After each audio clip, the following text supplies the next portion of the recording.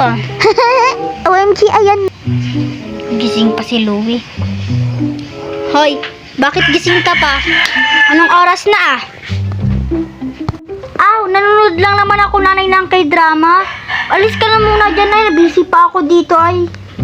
O sige, basta mamaya matulog ka na ha. Ano oras na pati? Ano pala oras na? Uy, 12 na pala. O sige na, ipapatay na lang po ng ilaw.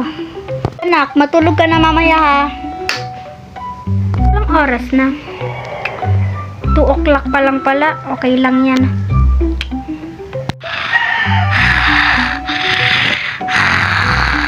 Anak, papasok ka na pala.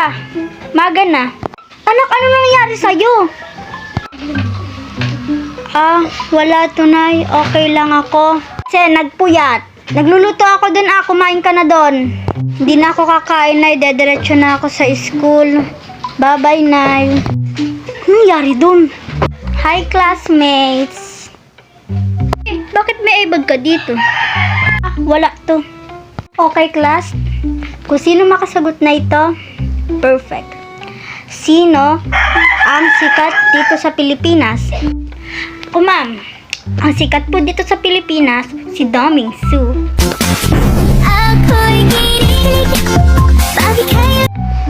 Bakit Daming Sue?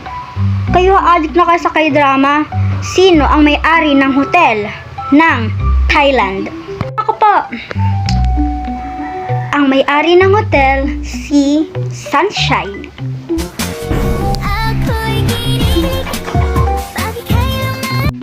Halina kayo. Pupunta tayo sa office ng principal. O, sige po, ma'am. Ma'am, ito pong dalawa na addict na po sa K-drama. Bakit? Ano bang sinagot mo? Kasi po, ang sinabi ko po kung sino po ang may-ari ng Thailand Hotel. Totoo naman, si Sunshine.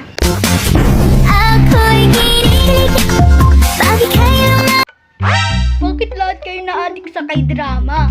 Gusto ba yun?